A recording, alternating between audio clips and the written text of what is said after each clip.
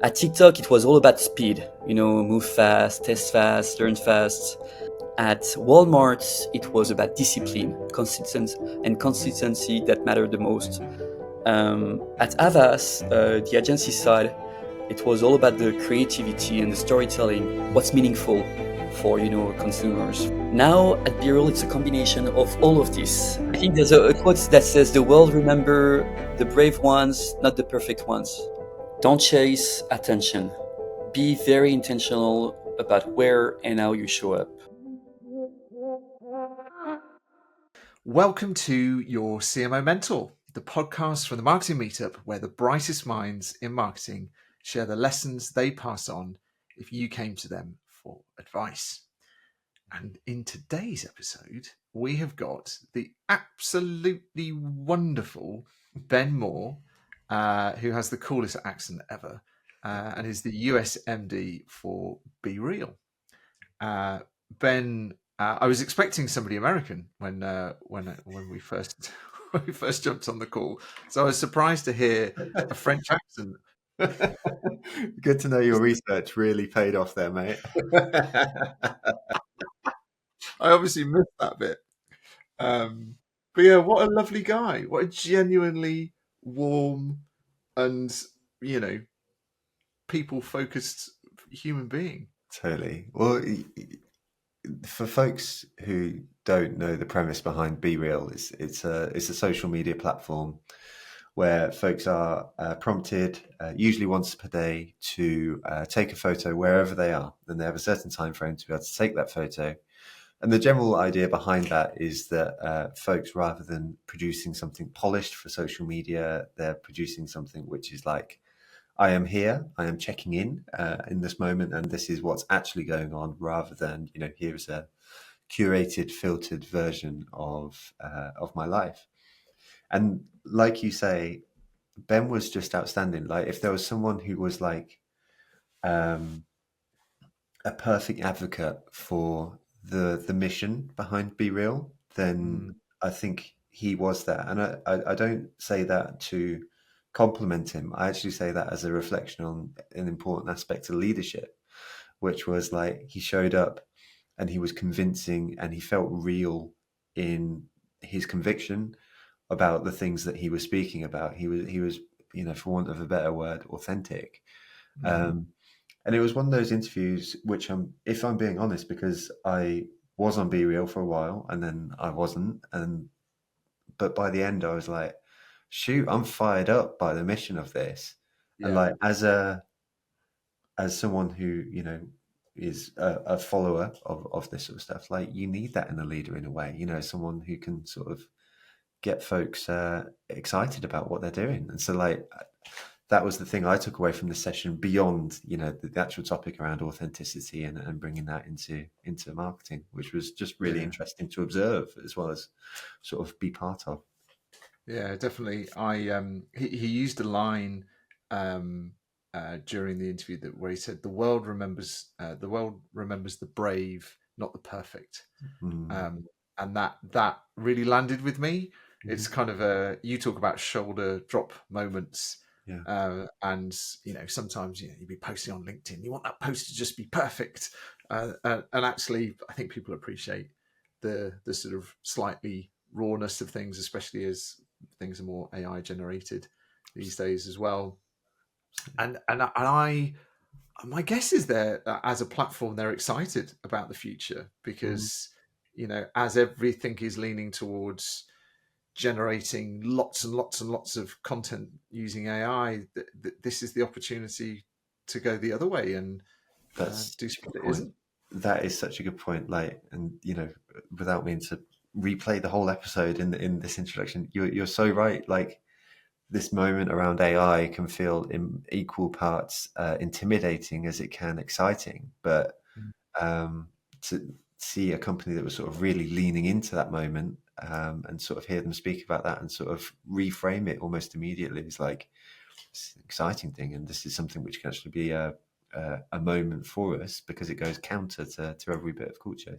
You're so right to pick up on that, because that was cool to listen to. And for someone who swings between excitement and fear around the AI stuff, to hear someone speaking that way was really, really great. So Yeah, a lot to go at in this episode. Shall we put the people out of their misery? Well, hopefully they're not miserable. Shall we stop building it up? Just let people hear. Okay, over to Ben. So the first thing we do with your CMO mentor is just start off with some questions to get to know a little bit about your character more than anything. And so that there's no right answers to this particular section, but in our quickfire section, we just start to glean a little bit about you, Ben.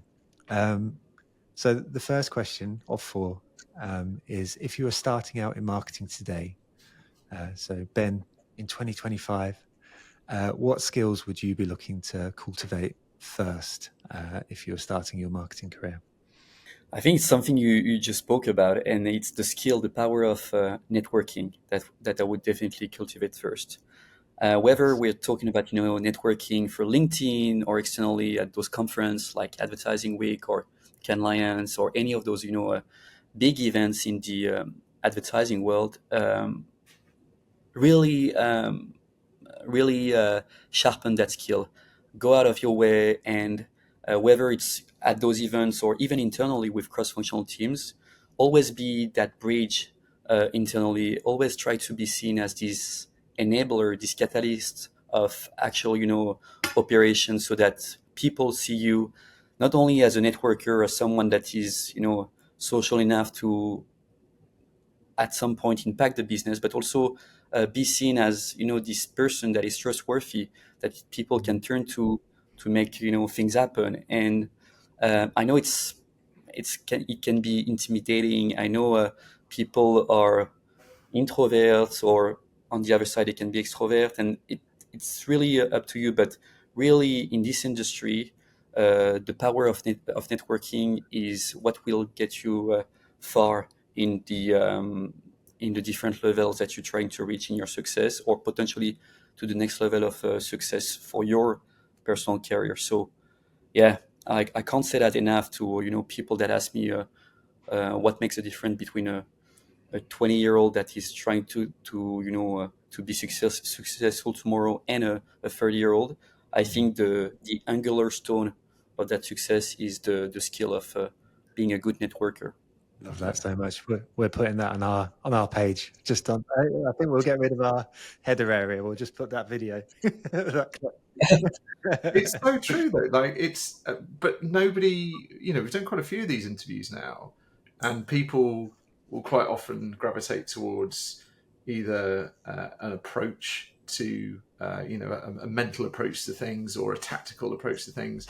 But actually, just that you've hit the nail on the head when it comes to the human approach to things, like actually building your network and connections. I think that's such a lovely answer, and so valuable for somebody who's now mid-40s. Like, you can look back and go, well, yeah, that's a really important skill.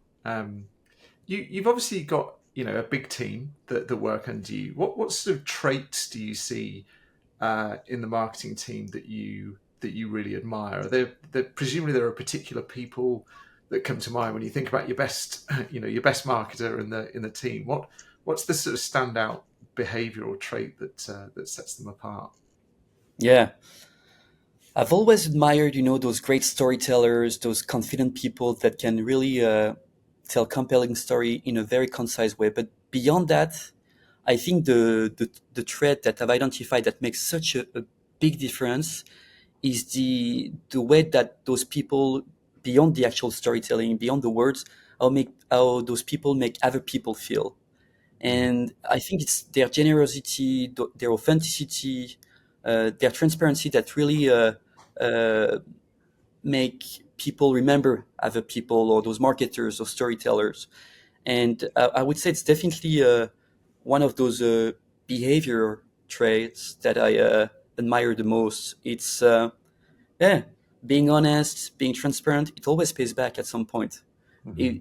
You might run into someone that is going to you're going to pitch BeReal or another product too, and he'll be like, okay, cool, thank you, but if you had a genuine good moment, a good human interaction, people will say, okay, well, I don't necessarily remember the pitch or the capabilities, the solution that he was trying to present to me, but I remember that guy because we had a good human interaction, and it felt like a genuine moment overall.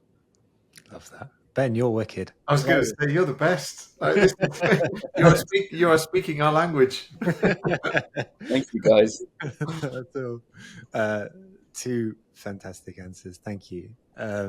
Let's head into number 3. And I always feel slightly guilty in the quickfire section because I feel like I have 100 follow-ups to folks, and then we have to move from one question to another. But hey, c'est la vie. Question number 3, and there's 2 ways you can answer this because we're going to do terrible interview etiquette. So the first half, or the first question you can answer, is who would be your dream mentor and why? Or the second question you can answer is what's the biggest lesson a mentor has taught you? So either of those, if something comes to mind.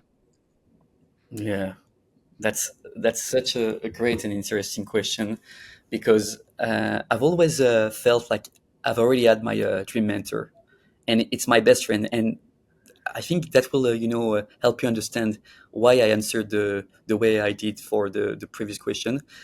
I met my best friend probably close to 25 years ago now in high school in France, and the guy was like, "Oh, the internet. There's so many things that we could create. We could come up with businesses, Benjamin." And I was like, "What do you mean? We're just in high school. Why don't we think about that? 5-10 years from now when we'll be adults?" I was like, "No, but why wait?" And the guy actually created his own company at 16-year-old, and so from then until now, for the last 25 years, he's been my mentor. The guy has become has always been very successful, creating different companies, investing in others. But in the last few years, he became this big and really a shiny media mogul. He owns different website, apps, etc. And shout out to Geoffrey Larocca, my best friend. That I think is the most honest answer to that question. He's been my dream mentor, and the reason for that is because not only is one of the most brilliant minds that I know today, that I talk with, that I take lessons from and or advice, but he is the kind of guy who will always encourage you to be bold, to try things out, to stay curious, and always do more ultimately. So, and do more than expected. I think it's also something that mentor will tell you. Like, if you want to become a mentor yourself, don't stay in your little bubble, in your square. Just do more than what people expect you to do. And I think that's how I've been lucky for the past 25 years. I've always, appreciated people mentoring others, and I've always, run into people or meet people that are very inspiring. But I think if I had to, pick one, that would be.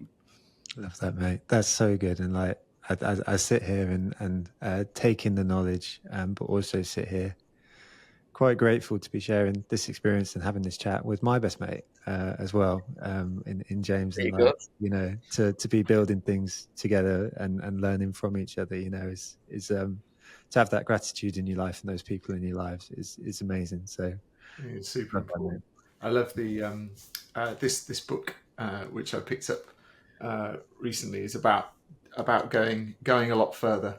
I'd highly recommend you look up this book. It's for those audio only listeners. Oh yes, sorry. It's called Unreasonable Hospitality. I forgot this was a podcast for a minute.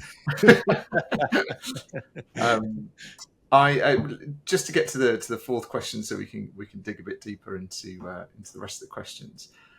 What's one piece of marketing advice you wish you'd had earlier on in your career if you were starting out again? Yeah, I think it's very generational, and I'm a millennial, and I think it's something Gen Z are better at. But the one advice would be: do not hesitate to stand out or go against the grain, go against the norm. really, I try to say to as many people that want to hear it that a great idea can really make you unforgettable. And so I forgot who wrote that quote, but there's a quote around How the world. ironic. I think there's a quote that says, "The world remember the brave ones, not the perfect ones." And so ultimately, if you come up with a bad idea, you're gonna have a potentially a bad day, a bad moment. But if you come up with a great idea and have the courage of your ambition, have the courage of speaking it, people will be like, okay, uh, there's something here. This guy has potential. Let's work together, or let's explore. Let's keep the brainstorm coming. Love that. That's so good. That's cool. I love that there's themes of boldness, braveness coming through with your answers here, Ben. It's really cool. Like, I think the marketing industry in general sometimes at the moment feels like a really hard place to be, and sometimes it's easy to recoil into that when it feels like being beaten quite regularly. But I can feel myself, just listening to your answers, sort of like sitting up a bit straighter, which is testament to sort of being emboldened. So thank you. That's the quick fire section done. We now move into the middle section of your CMO mentor, where we start to just dive into a specific area of you and your knowledge, in the hope of acting almost like a mentor to the community. And so today's topic is one about speaking about doing the balancing act between growth, as we all hope to achieve, and authenticity, which is something that you've already spoken to, but also you embody with BeReal and everything that BeReal stands for. And I think I'm going to frame this conversation as a tension, with an awareness that growth and authenticity don't have to have a tension point between the two of them. And we'll probably dive into that a little bit more. But the first question, let's start with some big picture stuff. So short-termism is absolutely rife in the industry right now. And yet it feels like there's so much evidence counter to that if you invest in brand, that the results will come in the long term. So if you were sat as a mentor to the community, how would you advise folks who are stuck in this performance rut, even if they perhaps know that this isn't the right thing for them to be doing? So they know the theory, but they're sort of stuck in this sort of performance only moment rather than necessarily thinking about brand. Yeah, I think the answer is in your question. You said it. Investing in your brand is really the lesson here, and always try to zoom out for a sec. If you're only chasing the next click, you'll miss the connection. So yes, the short-term wins can make you feel good, but ultimately they really rarely build that loyalty or that love with your audience, with your customers, your clients, your community. So I think it's all about a healthy balance in life, and so it is in marketing, ad tech, etc. The best marketer really balance both the performance that is going to keep the light, but also the branding, the investment in the brand itself that is going to be that is going to turn the brand, the company into the lighthouse. So that's the analogy. Like the branding is the lighthouse, and the performance keeps the light on, if that makes sense. And so I think that's the one advice I would give. The other one is that if you're stuck in that performance rut that you mentioned, ask yourself, am I optimizing for the next quarter, or am I actually, doing it for the next 5 years? And I think real growth comes from when you build something people actually care about. And if they care about, hopefully, they will care about it in the next 5 years as well. That's great. I've written down the timestamps for the social clip. I love that lighthouse analogy. I think that's it's a really good visual one to Thank you. go with. Ben, you've worked at some amazing brands. You've been at TikTok, Walmart, Havas, now BeReal. presumably very different experiences, and all companies, I presume, that have growth targets in place. How have you balanced, when you've been in those companies, going after growth but still staying true to the brand's purpose? And I guess probably you could answer the BeReal one most effectively, but I'd be interested to see whether it's changed throughout the different companies. Yeah. I think every company I've worked for actually taught me a different rhythm, taught me something that led me to this moment. I like to think of me, leading the development of BeReal in the US. That moment that I'm in my life really comes from those different experiences that I've had. So one piece of advice as well for those young marketers: be patient. Everything happens for a reason, and if there's most certainly a good reason that you're here now in that job of yours, and it's going to lead you to something probably greater. So at TikTok, it was all about speed. Move fast, test fast, learn fast. At Walmart, it was about discipline, consistency that mattered the most. And so the growth at Walmart had to be sustainable. Walmart is this 50-year-old company, even older, I think now, that has been around in the US and globally for such a massive amount of time that it's really about the sustainability of things. At Avas, the agency side, it was all about the creativity and the storytelling, what's meaningful for consumers, for the clients of our clients. And so that was the engine. Now at BeReal, it's a combination of all of this, and it's about growth without losing your soul.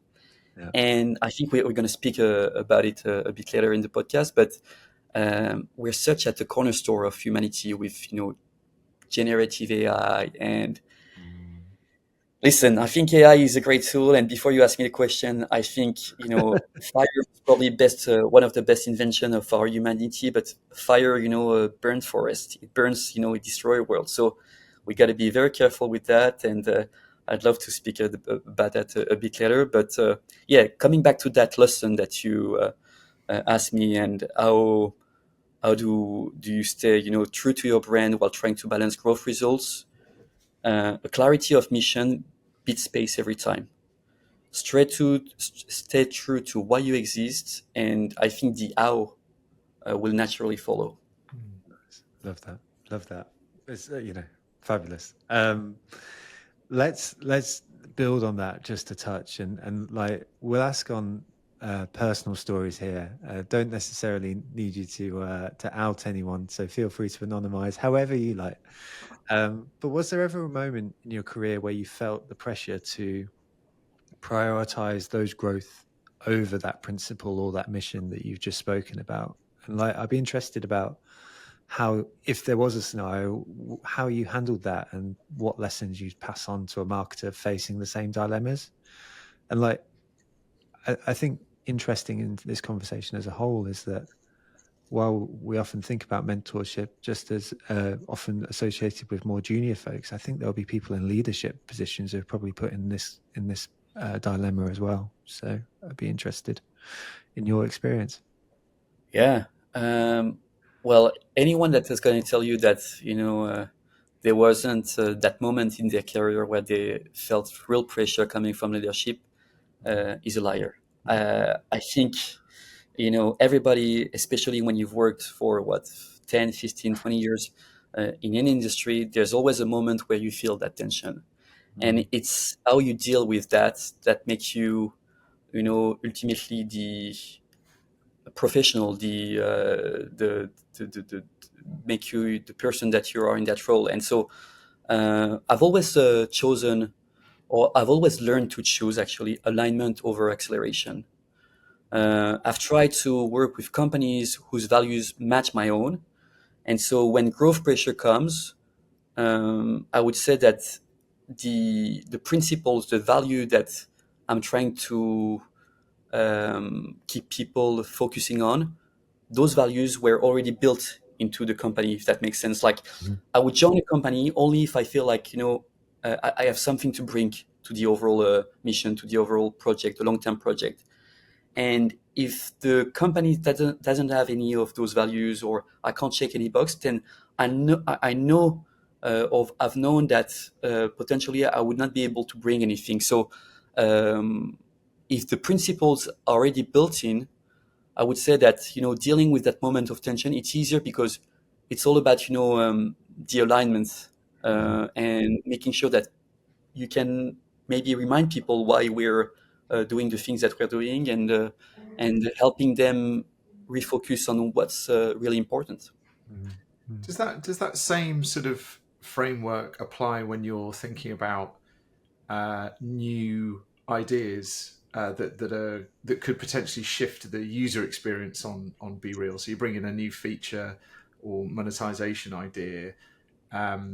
Do you sort of, if you again doing the mentorship thing, if a marketing manager said to you, how do I know when to say yes to growth and when to protect the authenticity on the platform? Like, what guidance would you give to somebody who's maybe having a similar battle there?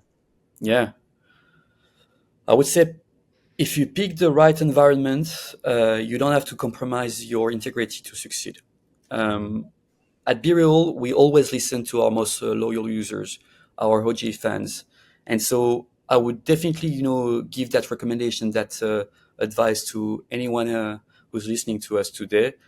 Always listen to your clients. Always listen to your fans, your most loyal users, because they're your compass. They're your barometer. And so, if a new idea that comes from leadership, or any of your cross-functional team, really excites growth, and really feel like it could be the next big thing, but ultimately it feels wrong with the community, with your audience, then it probably is. So yeah, always listen to the people, the clients that help you, or the users that help you get to that level of success that you're in. And at BeReal, to give you a quick example, we've decided to kill features, capabilities that didn't align with our DNA, our core promise of authenticity. Sorry, and even if they look good on paper, we decided to sunset those features. So yeah, listening, and again, growth that compromises trust isn't growth. It's erosion more than anything else. So say yes when it announces what people already love.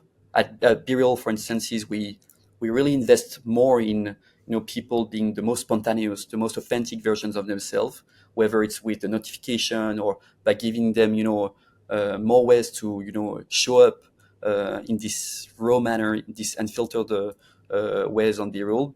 But if it ultimately changes the mission, just say no, because it's not who you are or what your company stands for.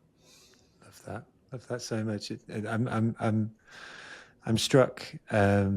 So a little while ago, I had the privilege of interviewing Seth Godin, and of course, he's a marketing hero to many folks. And this quote kind of needs to be caveated with an awareness that the industry isn't necessarily easy for a lot of folks right now. But there was something that Seth said at the end, which spoke to the beginning of your answer there, which was Seth paraphrased, said, "You need a job, but you don't necessarily need that job." And I think when you're speaking to integrity and alignment on values and stuff like that, then having that self-awareness is really, really important, and so I love that. I wondered whether I could follow up on a question, though, that was about your answer there, which was, I was interested in being in the room for the moment where you had one of those features at BeReal, and maybe it was going great, but it didn't necessarily feel totally in line with everything you're hoping to achieve. Was it an easy conversation in those moments where it's like, this is going great, but this feature isn't wholly aligned, and so we need to step away from it? Or was it very, very clear because that alignment was already there in the business that this is what we're achieving, and therefore this is an easy decision to make. It was, yeah, it wasn't probably one of the most pleasant moments, but yeah, it looked good on paper. It looked good on the app, and that feature was, pretty much a feature that was widely adopted across other social platforms. But again, after testing with a few of our, a small percentage of our audience, of our users, we realized that people were coming to BeReal because they weren't, finding their voice, or they weren't finding, anything else or any of those features on other platforms. And so while it may be a good strategy for platforms to try to replicate the best, selling unit or the best capabilities of other platforms, at BeReal, we like to, we like to listen our audience, but more than listening to them, we ask them, like, do you like it? Do you think, it's going to bring a value to your user experience? Do you feel like you can be the realist, trying this new feature? And ultimately, that first conversation that wasn't the most easy, because we might have, decided to sunset the feature. Over time, we realized that it was a no-brainer to keep, trusting the feedback that we were getting from our users. So if it's probably not pleasant the first time, with with different iteration, with different brainstorm session, it becomes more of a norm, something that you get used to in terms of decision making process. Like, our users don't like it. It doesn't resonate with the DNA of BeReal. We think it's going to damage the mission that we're all being so driven by. Let's not waste any more time, and let's keep to what works. Love that very much. It's in many ways, while it can feel complicated, it feels incredibly simple too, which I really appreciate, because I think it's one of those decisions that sometimes folks can sit on for a long time, and it looks great on the spreadsheet, but if it doesn't feel right, and with your other answers, you've spoken to the long-term perspective on things, and I can see how you get to that answer based on your other answers so far. So thank you.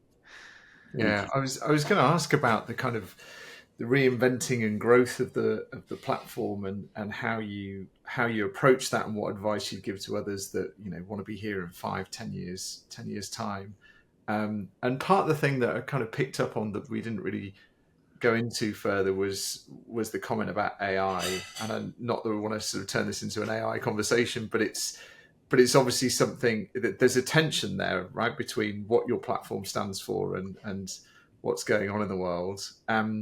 5 years from now, who knows what AI is going to be doing? But how do you balance that sort of idea of having to evolve the platform with the way things are changing?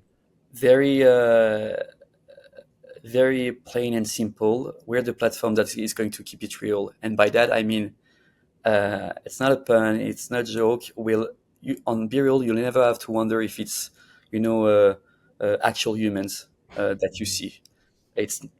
Listen, the last 2 weeks, with the release of different AI tools, Sora, etc., by the biggest one out there, the biggest player in the space, we're seeing it today. Like, when you open your feeds on other social platforms, I think the percentage is increasingly becoming concerning. Like, I think it's 1 in 2 posts that is generated by AI on some platforms.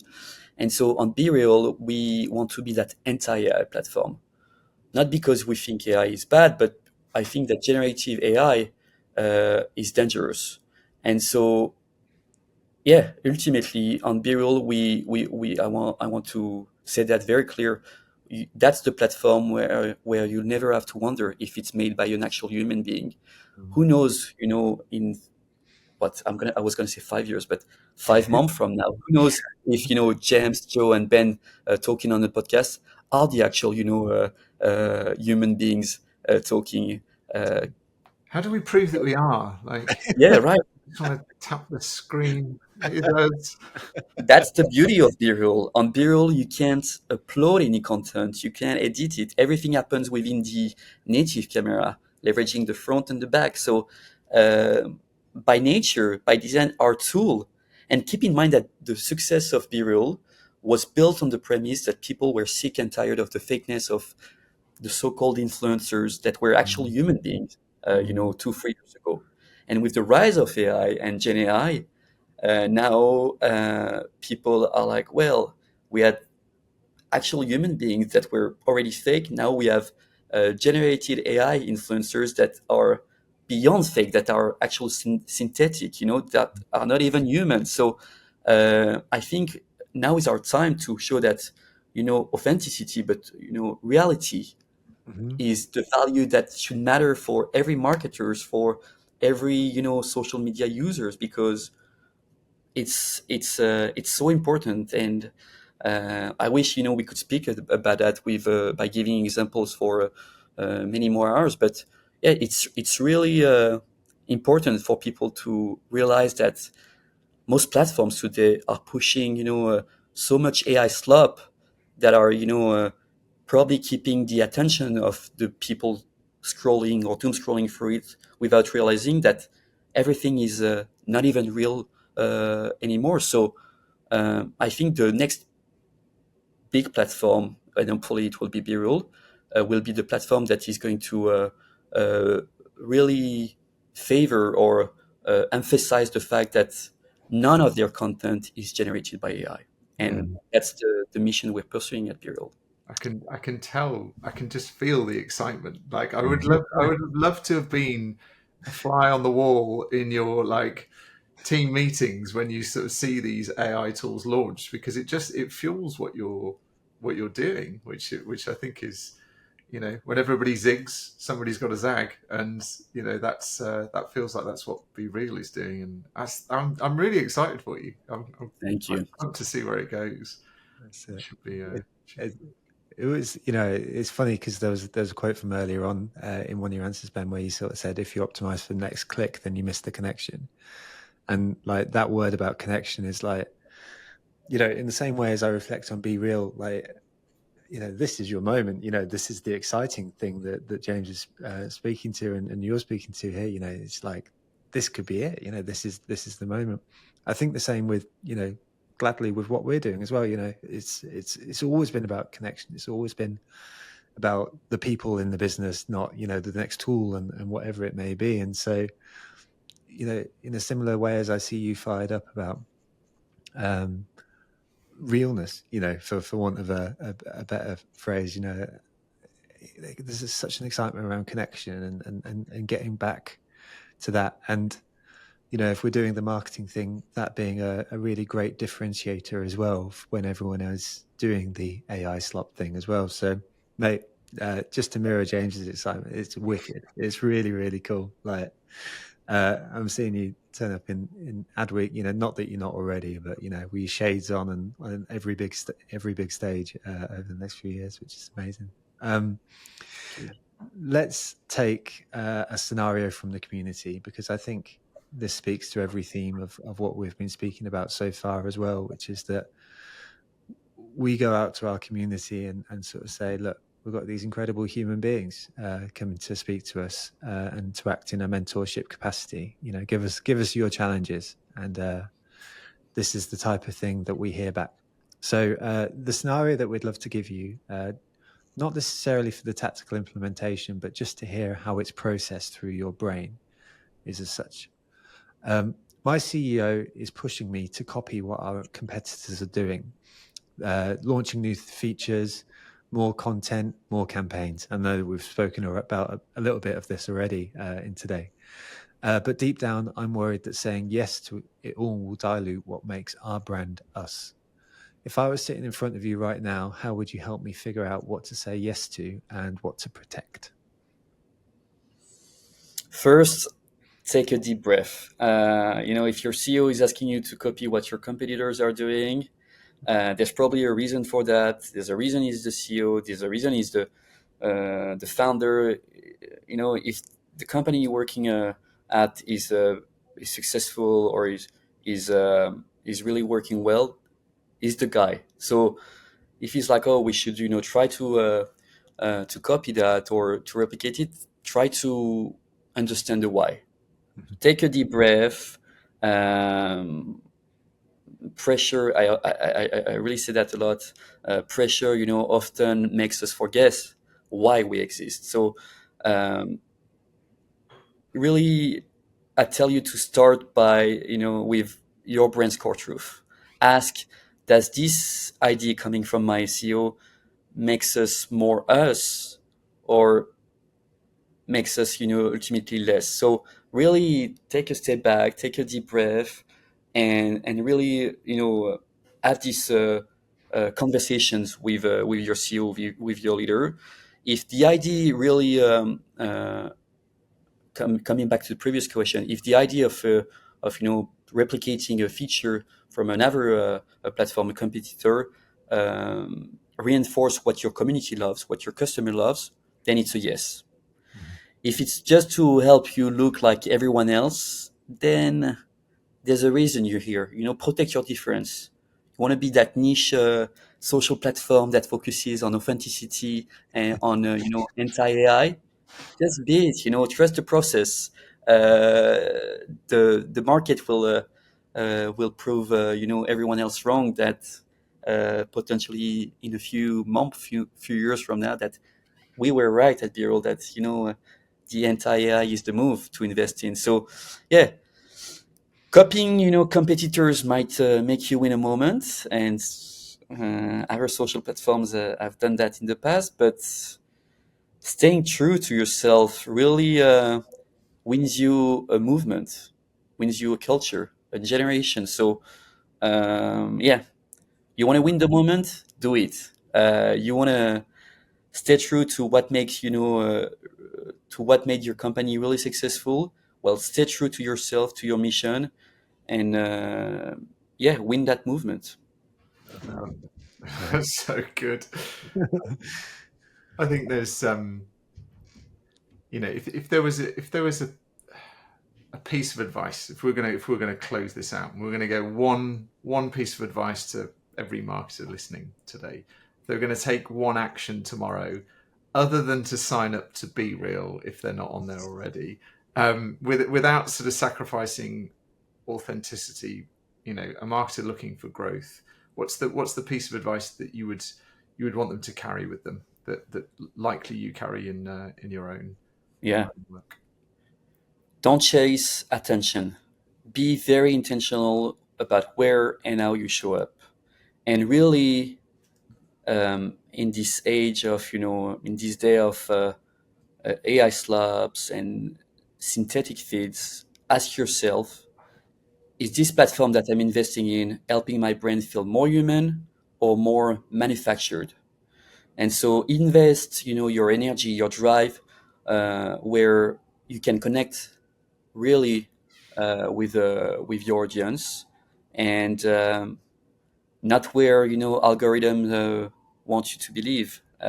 Really trust the platform that prioritizes actual human interactions, because in the end, I think the authentic growth isn't about reaching everyone. It's not a, and again, I'm gonna plug BeReal, sorry, but BeReal, it's not a I like to say that it's authenticity over audience, meaning over reach.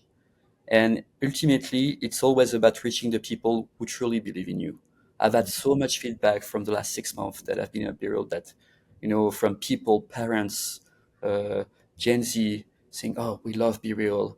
We want BeReal to succeed. We want BeReal to be, viral again." And because they know that, we've got something good for ourselves, and they love the product itself. So they know that BeReal was, probably the only, or has been the only social platform that actually helps them connect with one another.